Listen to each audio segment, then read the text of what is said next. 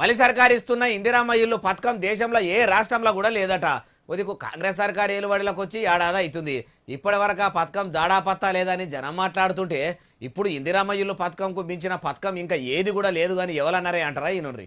మన తెలంగాణ రాష్ట్ర ప్రభుత్వం తెచ్చిన ఈ ఇందిరమ్మ ఇల్లు పథకం అనేది దేశంలోనే అతి ఎక్కువగా ఇల్లు కోసం అతి ఎక్కువ సబ్సిడీ ఇచ్చే పథకం ఈ పథకంలోనే ఉంది.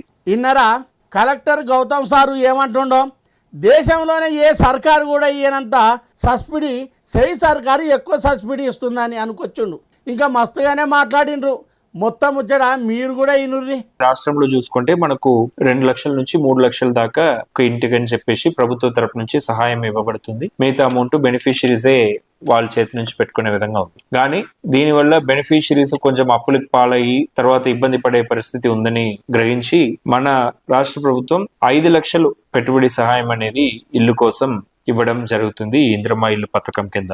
ఇన్నరా అయ్యా కలెక్టర్ సారు పేదలకు తిప్పలు కావద్దని ఈసారి చేసినట్టే అయితే ఇప్పటి వరకు అర్హులైన వాళ్ళకు ఇందిరమ్మ ఇల్లు కూడా సురువు అవుతుండే. ఇప్పుడు ఇందిరమ్మ ఇళ్ళ ముచ్చట ఇచ్చిపెట్టుర్రి. సర్కారు పల్లెలలో పెడుతున్న గ్రామ సభలలో కూడా అర్హులైన వాళ్ళకు కాకుండా పార్టీ కార్యకర్తలకు లీడర్లకు దగ్గరున్న వాళ్ళకు పథకాలు ఇస్తుండ్రని అర్హులైన పబ్లిక్ బాధపడుతుర్రు. అట్లనే ఏడాది నుంచి అన్నదాతలు రైతు భరోసా పైకం లేక అప్పులు తెచ్చి పంటలకు పెట్టుబడులు పెట్టిర్రు. సర్కారు లాపర్వతోనే ప్రజల సాగు మరణం ఉన్నది.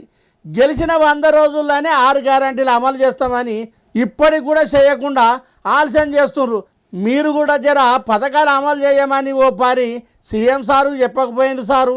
మీకు పుణ్యం ఉంటుంది, మీ కలెక్టర్ గిరికి కూడా న్యాయం చేసిన వాళ్ళు అవుతారు అంటుర్రు ఈ ముచ్చటి నొల్లు.